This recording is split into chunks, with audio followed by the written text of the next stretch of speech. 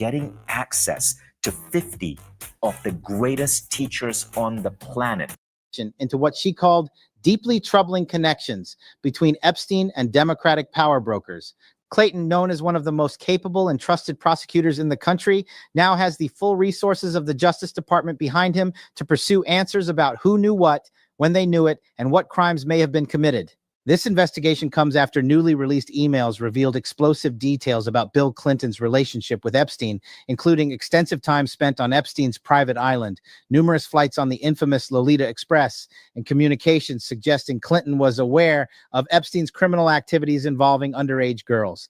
The emails also implicate tech billionaire Reid Hoffman, former Treasury Secretary Larry Summers, and the financial giant J.P. Morgan Chase in what President Trump is calling one of the biggest cover-ups in American history. But here's what makes this story absolutely explosive. The investigation was triggered by a desperate attempt by House Democrats to smear President Trump with selectively leaked Epstein emails. Their strategy backfired spectacularly. The emails they released to damage Trump actually contained far more damaging information about Democrats, particularly Bill Clinton. And now those same Democrats are facing federal investigation for the very crimes they tried to pin on their political opponents. This is the full story of how the Epstein scandal finally caught up with Bill Clinton, why the DOJ is launching this investigation now, what crimes are being investigated, and what it means for the future of the Democratic Party. The catalyst for this DOJ investigation was a politically motivated document dump by House Oversight Committee Democrats that completely backfired on them. On Wednesday, November 13th, ranking member Robert Garcia released what he claimed were damning emails proving President Trump's connection to Jeffrey Epstein's criminal enterprise.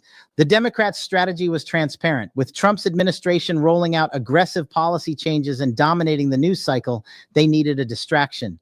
They needed something that would damage Trump's credibility and shift public attention away from their own failures. So they selectively leaked a handful of emails from the massive Epstein document trove that the DOJ had been withholding from public release. One email they highlighted showed Epstein telling Ghislaine Maxwell that the only dog that hasn't barked is Trump, adding that the now president spent hours at my house with a victim. Another email to author Michael Wolff claimed Trump knew about the girls as he asked Ghislaine to stop. Democrats immediately seized on these emails as proof that Trump was deeply involved in Epstein's sex trafficking operation and was now using his presidential power to cover it up. Representative Garcia issued a fiery statement demanding the DOJ release all Epstein files immediately, claiming, "The more Donald Trump tries to cover up the Epstein files, the more we uncover." There was just one problem with this narrative. The emails Democrats released actually exonerated Trump more than they implicated him. If Trump asked Ghislaine to stop bringing underage girls around, that suggests he recognized illegal activity and wanted no part of it. If Trump was the only dog that hasn't barked, that means he wasn't cooperating with Epstein's operation like others apparently were. But more importantly, the email release inadvertently drew attention to the fact that there were thousands of other Epstein documents the DOJ was sitting on, documents that reportedly contained far more damaging information about prominent Democrats who spent extensive time with Epstein, flew on his private plane dozens of times, and visited his private island where much of the abuse occurred. President Trump responded swiftly and decisively. In a Truth Social post Friday morning, he called the Democratic email leak another Russia scam with all arrows pointing to the Democrats. He then announced he would be asking AG Pam Bondi and the Department of Justice to investigate Jeffrey Epstein's involvement and relationships with Bill Clinton, Larry Summers, Reid Hoffman, J.P. Morgan Chase, and many other people and institutions. Records show that these men and many others spent large portions of their life with Epstein and on his island, Trump wrote. Stay tuned. Within hours, Attorney General Bondi announced the formal investigation, effectively turning the Democrats' political attack into a boomerang that now threatens to destroy some of the most powerful figures in their party. The White House press secretary Caroline Leavitt stated that Democrats selectively leaked emails to the liberal media to create a fake narrative to smear President Trump. And now they would face the consequences. Bill Clinton's relationship with Jeffrey Epstein is one of the most documented and disturbing connections in the entire scandal, and it's the primary focus of the DOJ investigation that AG Bondi just launched. Flight logs from Epstein's private jets show Clinton took at least 26 trips on the Lolita Express between 2001 and 2003, though some investigators believe the actual number is much higher. These weren't just short domestic flights. Clinton flew internationally with Epstein to destinations including Africa, Asia, and Europe, often without his Secret Service detail, which raises serious questions about what he was trying to hide. Multiple times, Clinton flew to Epstein's private island in the U.S. Virgin Islands, known as Little St. James, but nicknamed Pedophile Island by locals who were aware of the disturbing activities taking place there. Witnesses have testified that underage girls were regularly transported to the island, where they were sexually abused by Epstein and his powerful friends. Clinton has repeatedly downplayed his relationship with Epstein, claiming he only took a total of 4 trips on Epstein's plane and that Secret Service was always present. Flight logs prove both of these claims are demonstrably false. The question prosecutors are now asking is, what else has Clinton lied about regarding his Epstein connections? Virginia Giuffre, one of Epstein's most prominent accusers, released a memoir detailing the abuse she suffered and naming high-profile individuals she encountered in Epstein's orbit.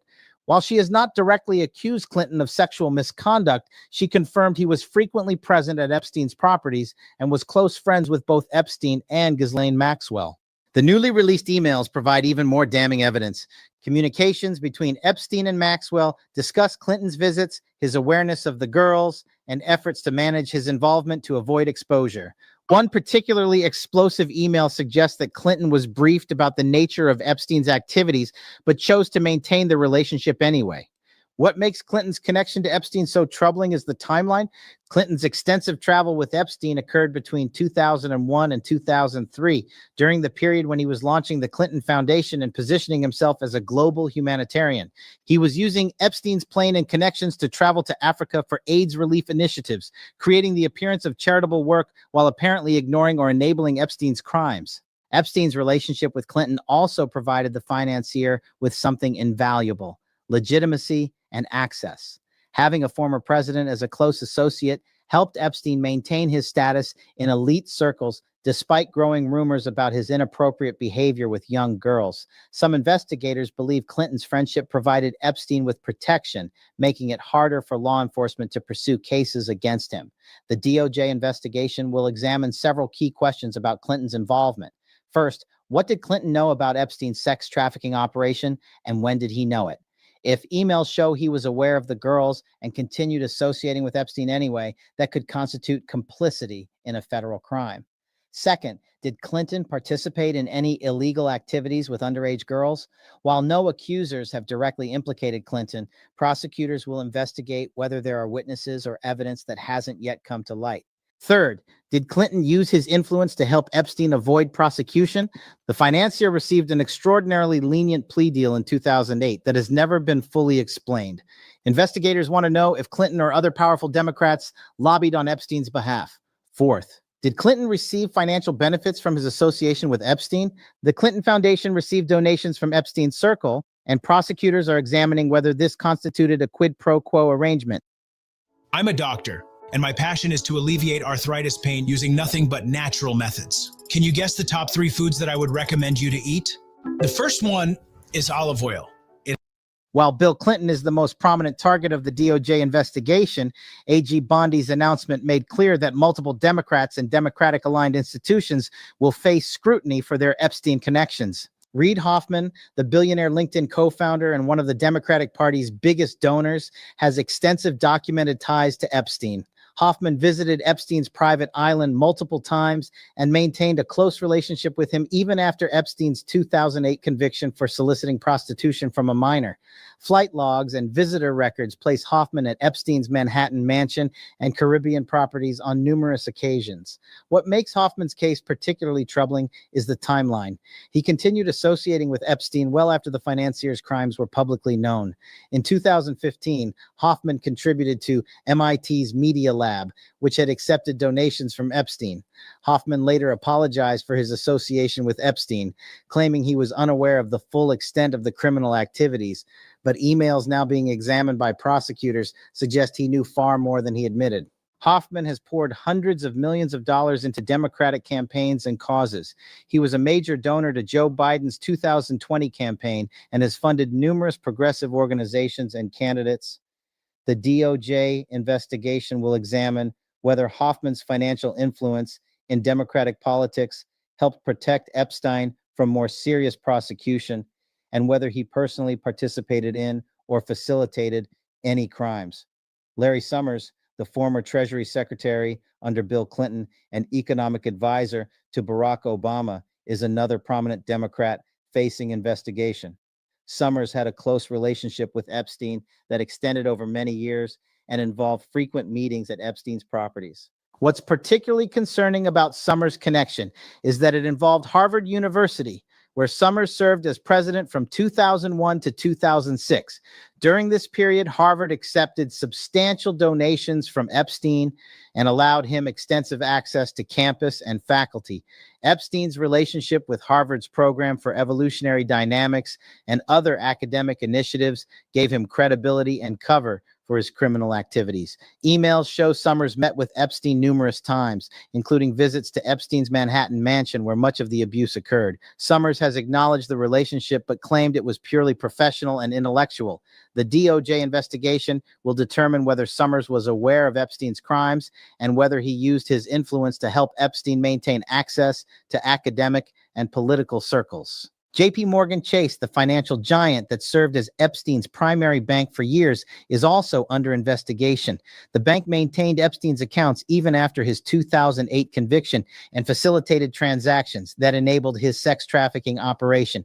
Internal bank documents show employees raised red flags about suspicious transactions involving Epstein's accounts, but senior executives ignored these warnings and kept him as a client. JP Morgan previously told media that the government had damning information about Epstein's crimes, but did not share details with banks.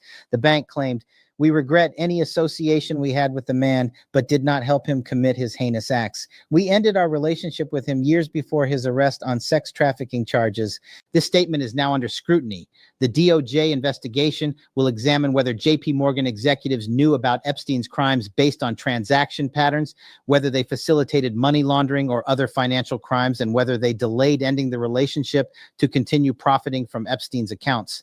Bank executives with ties to Democratic politicians and campaigns may face particular scrutiny about whether they used political influence to avoid regulatory consequences. The timing of this DOJ investigation is significant for multiple reasons, and understanding why it's happening now is crucial to understanding what comes next. First, this investigation represents a fundamental shift in how the Justice Department approaches politically sensitive cases.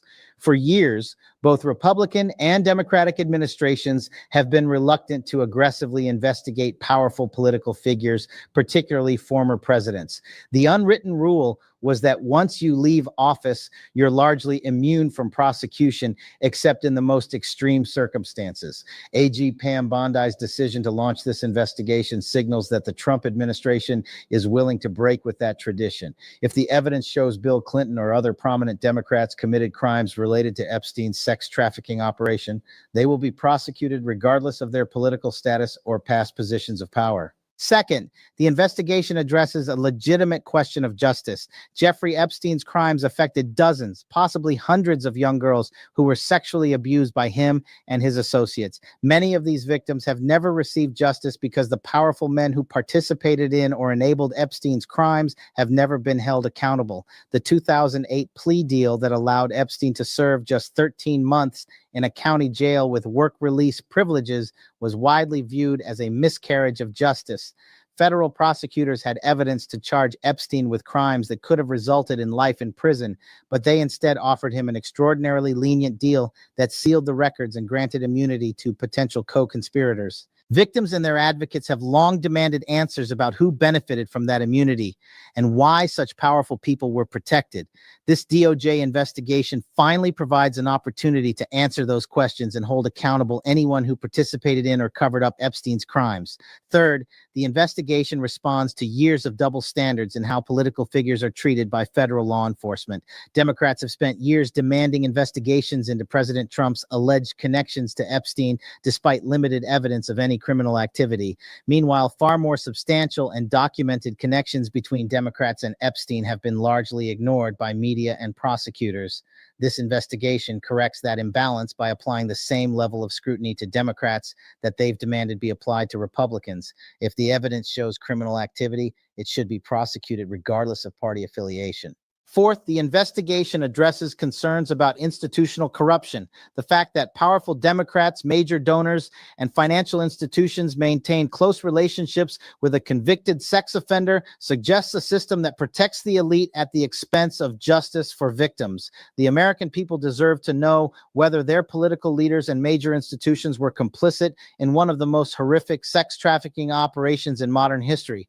They deserve to know whether campaign donations, political influence, and connections to power were used to protect a predator and his associates. Finally, this investigation happens now because the complete Epstein document archive is finally available for review.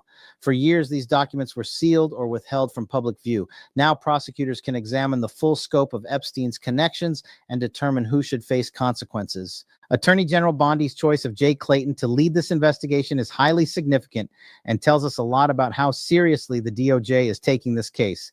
Jay Clayton is the U.S. Attorney for the Southern District of New York, one of the most prestigious and powerful prosecutorial positions in the country. The SDNY has jurisdiction over Manhattan, where much of Epstein's criminal activity occurred, including the abuse that took place at his Manhattan mansion.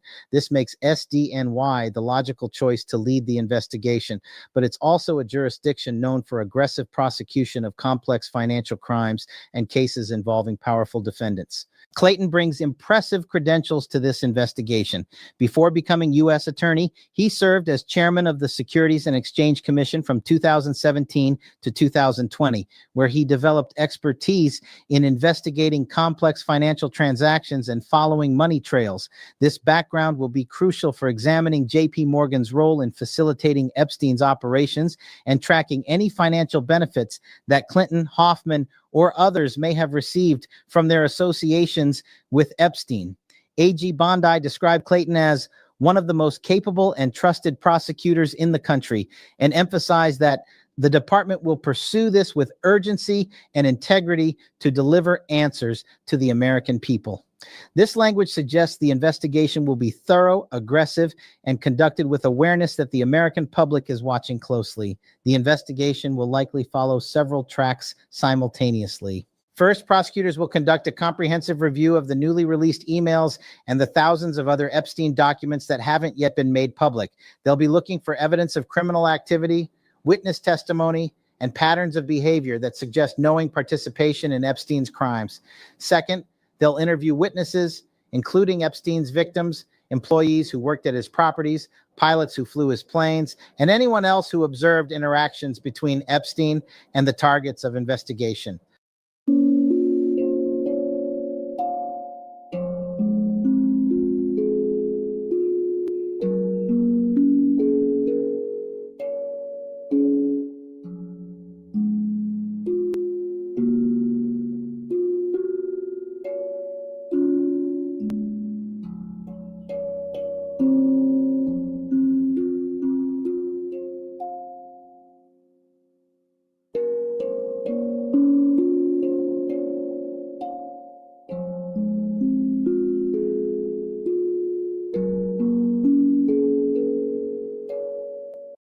Some witnesses may be granted immunity in exchange for truthful testimony about what they saw.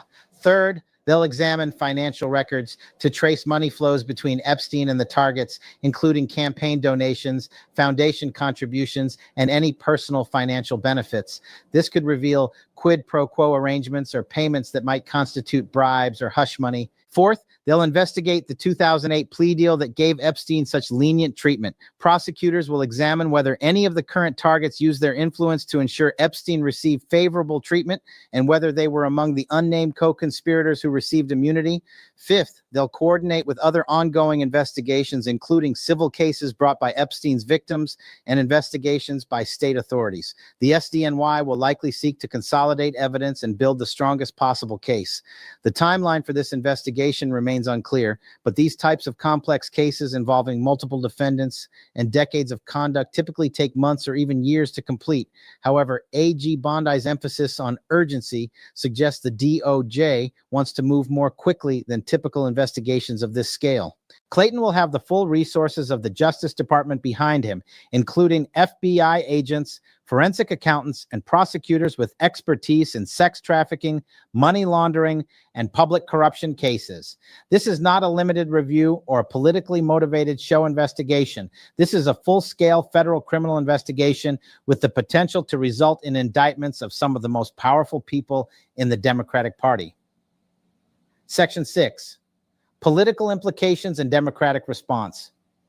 The political implications of this DOJ investigation are absolutely massive, and Democrats are scrambling to respond to what has quickly become an existential threat to their party's credibility. Representative Robert Garcia, whose decision to release the Epstein emails triggered this entire investigation, is now in full damage control mode. After initially demanding that the DOJ release all Epstein files immediately, he's now criticizing the investigation as a politically motivated witch hunt designed to distract from Trump administration policies. This represents a stunning about-face.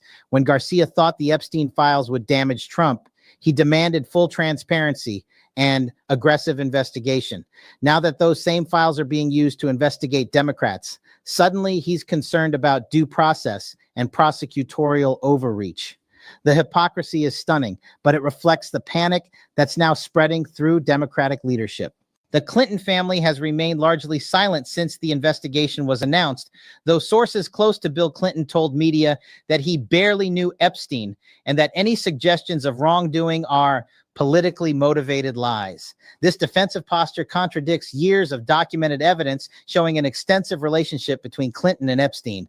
Hillary Clinton, who was conspicuously absent from public life during the height of the Epstein scandal, now faces renewed questions about what she knew about her husband's relationship with the convicted sex offender. Some political analysts suggest this investigation could finally end any lingering speculation about another Clinton political comeback. Reid Hoffman has issued a statement through his lawyers denying any wrongdoing and expressing willingness to cooperate with investigators. However, he's also quietly stepped back from some of his most visible political activities, canceling scheduled appearances and reportedly consulting with crisis management experts about how to handle the fallout. Larry Summers has taken a different approach, aggressively defending his relationship with Epstein as purely intellectual and professional. He's enlisted Harvard colleagues to vouch for his character and has suggested that any prosecution would represent an attack on academic freedom. This defense seems tone deaf given that Epstein used his academic connections as cover for his criminal activities. JP Morgan Chase has gone into full legal defense mode, assembling a team of high-powered attorneys and preparing for what could be massive civil and criminal liability. The bank is reportedly conducting its own internal investigation to determine which executives knew what about Epstein's activities and when they knew it. Democratic Party leadership faces a difficult decision about how to handle this crisis. Do they defend Clinton, Hoffman, and Summers, risking their own credibility if evidence of wrongdoing emerges? Or do they distance themselves from these figures, potentially alienating powerful donors and influential party members? So far, most Democratic leaders are trying to have it both ways, making vague statements about supporting law enforcement while also warning against politically motivated prosecutions.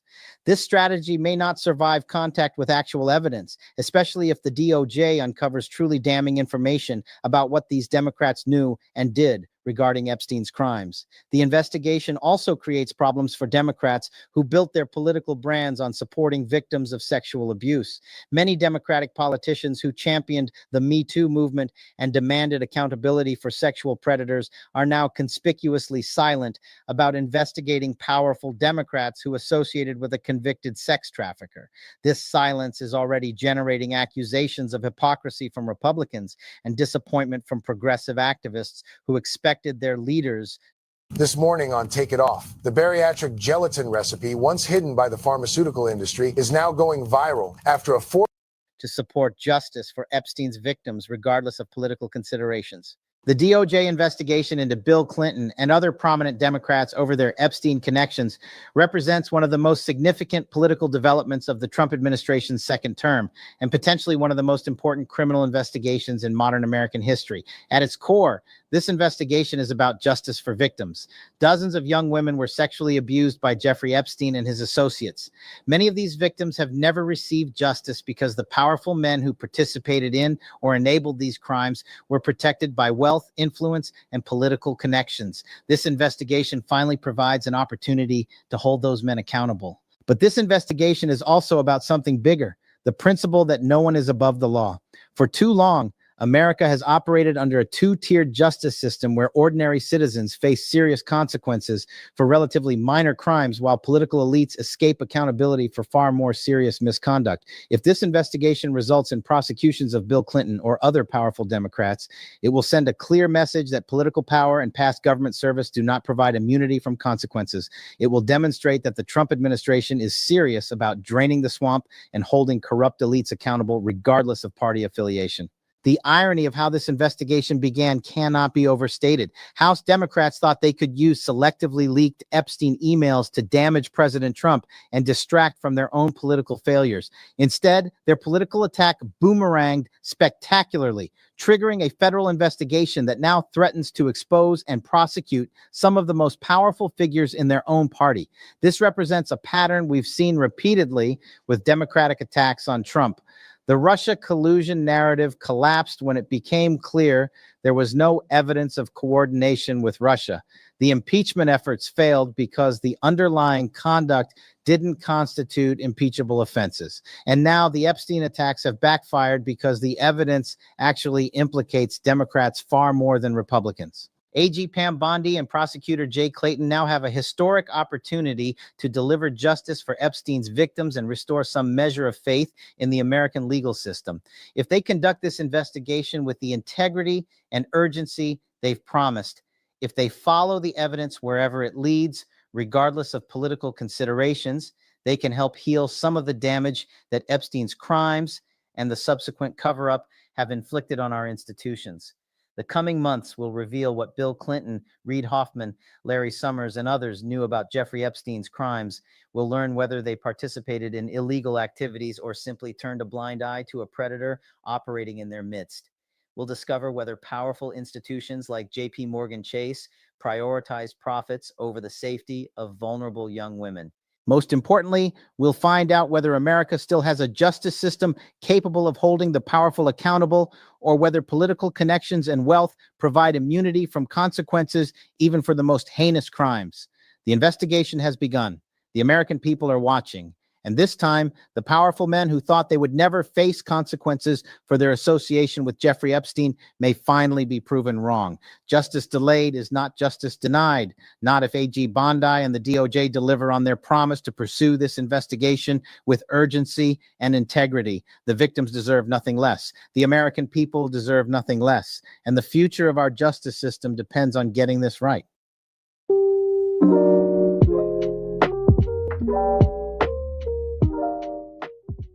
Hello, I'm Jason from Deeper Network. Netflix Slovakia has the most amount of content in the